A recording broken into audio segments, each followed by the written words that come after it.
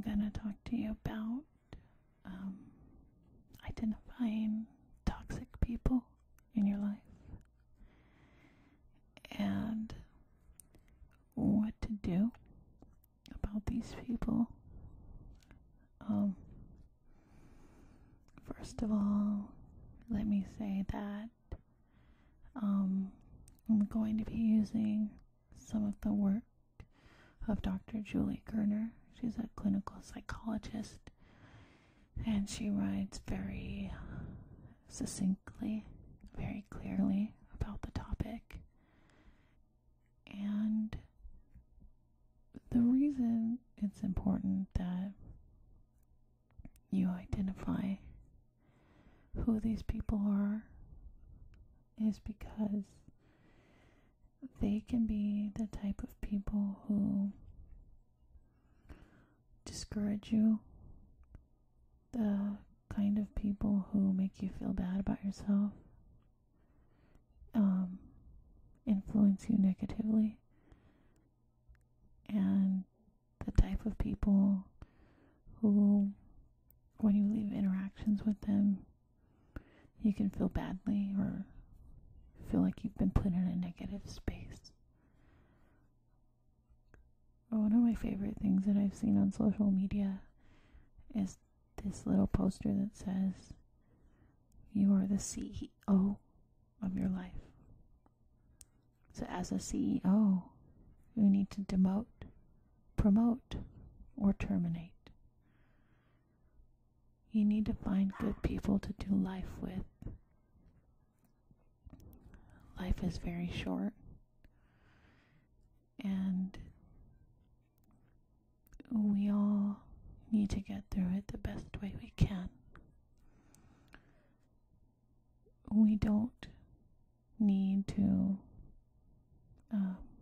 associate with people who are toxic, people who will bring us down. So, the short list consists of 4 types of toxic people. Number 1, energy drains. 2, the negatives. 3, dream killers. And 4, the takers. Okay, so let's go ahead and begin. So, number 1, when you're dealing with energy drain type of people, these are people who literally, when you talk to them, you feel like you're zapped of all your energy. They are needy, demanding, and at times it can overwhelm you with their own trauma. And a lot of this trauma is often self-created. Dr. Gurner calls these high-maintenance friends. These are people who want a sounding board constantly. They don't want advice.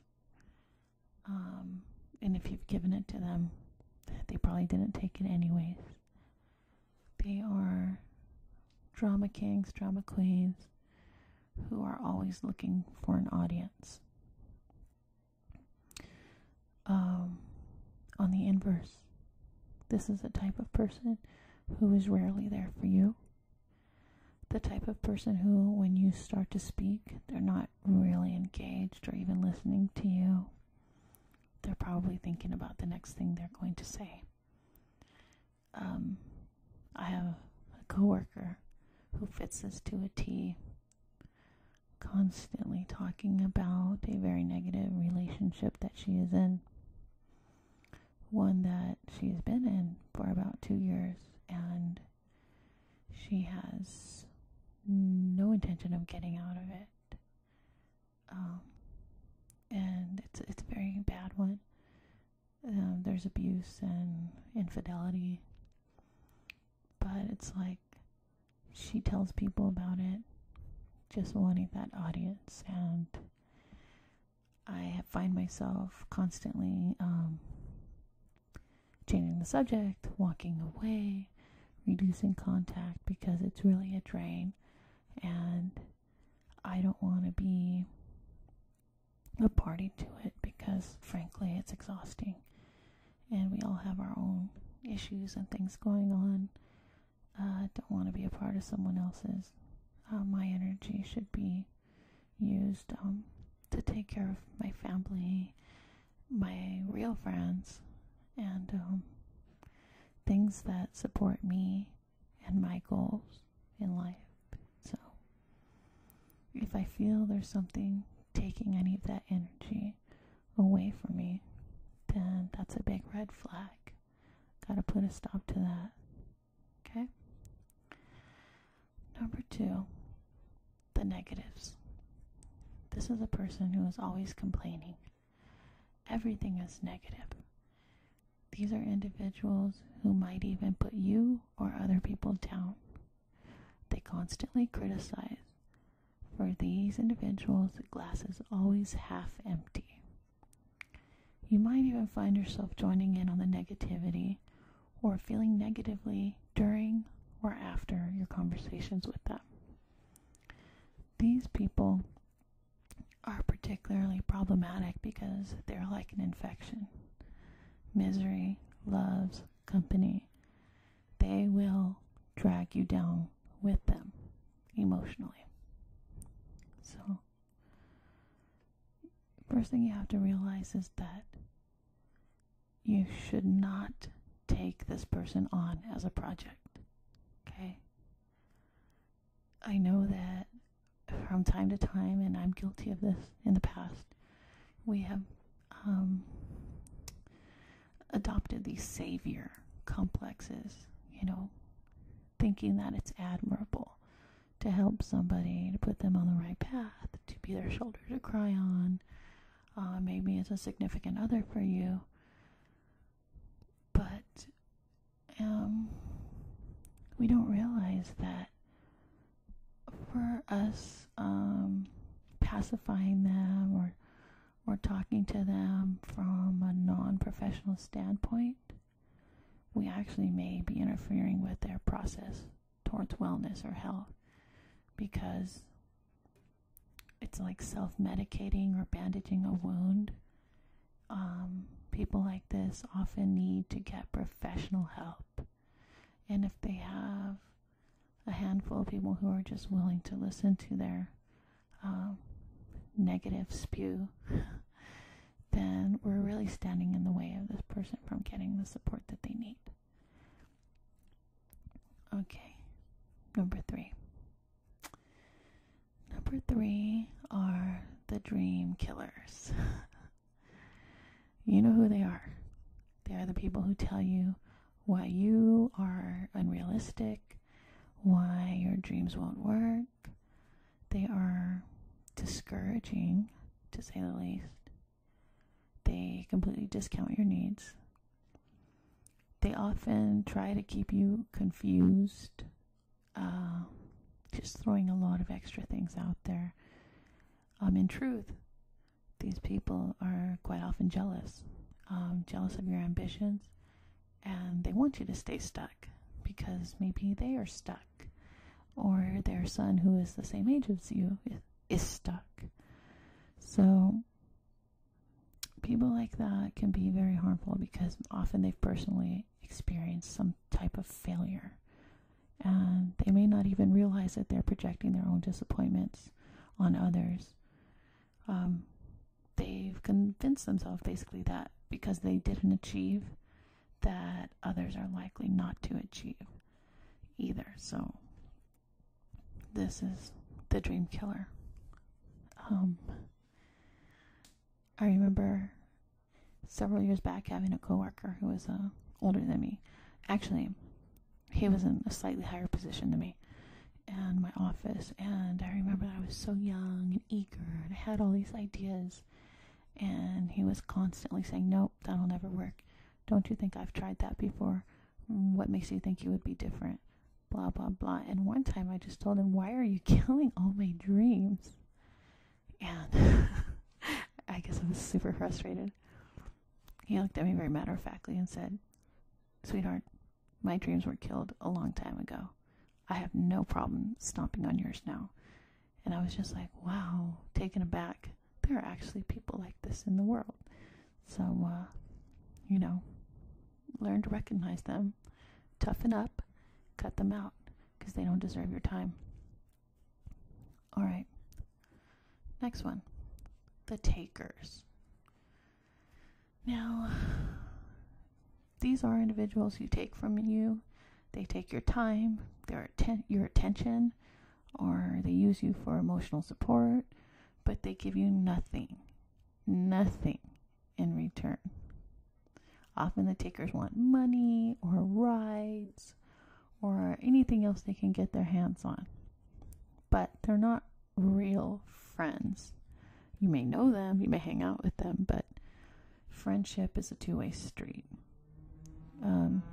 This is a type of friend who makes you feel that the relationship is completely one-sided. They may not truly understand how to even have a proper friendship or relationship. They use people entirely for what they can do for them. In their own minds, the takers have an inflated sense of self-importance. So just knowing them is enough in their minds to constitute a friendship.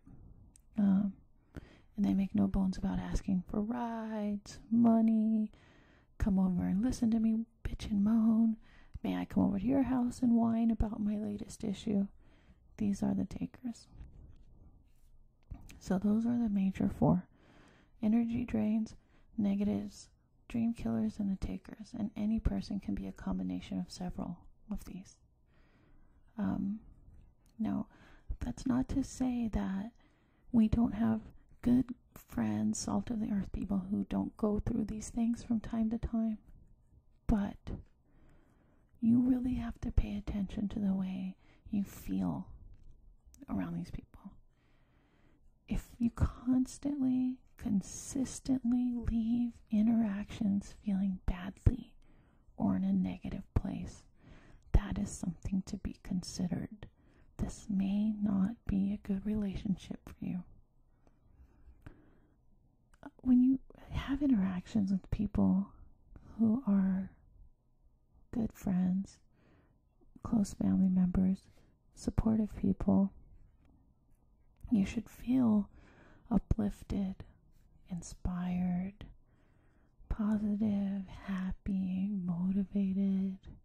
I mean, of course, you may have a friend who's going to be going through a difficult time, but it should not be the majority of the time. You should not dread a phone conversation with this person or seeing them in person or any interactions or have to avoid them.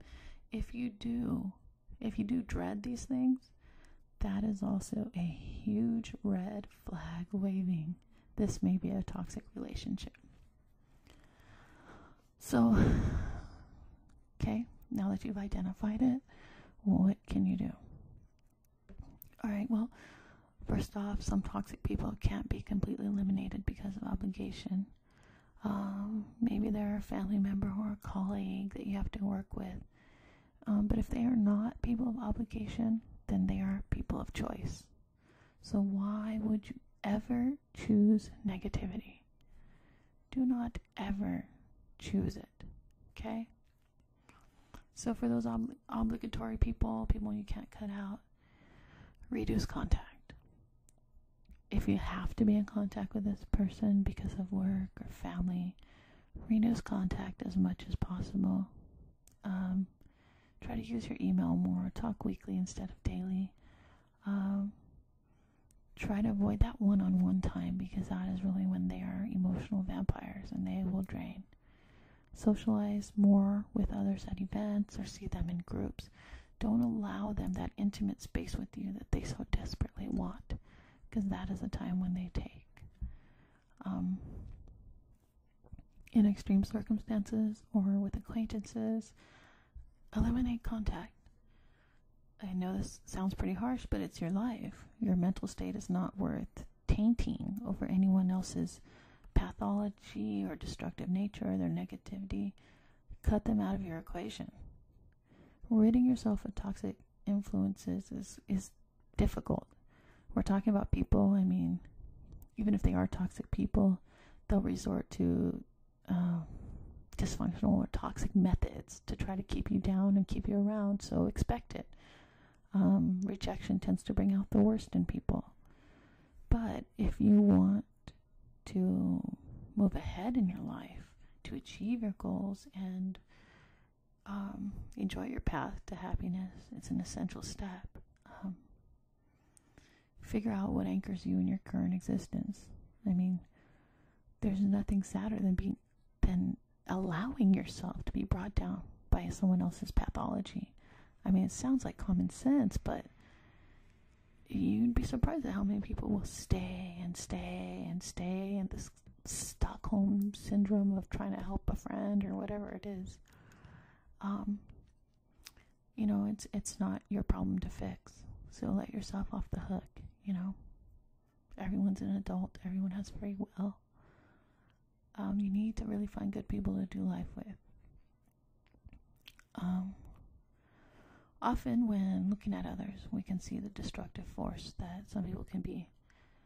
These toxic people do become a roadblock to achieving personal goals.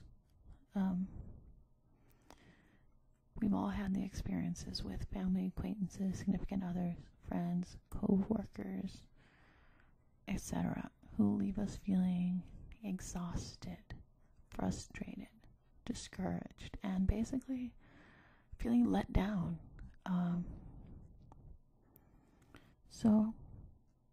There's plenty of good information out there if you want to delve into this topic further. And I hope that this helped some of you or made you think about things in a different way. And God bless you and have a good evening. Take care of yourselves and keep your spirits high.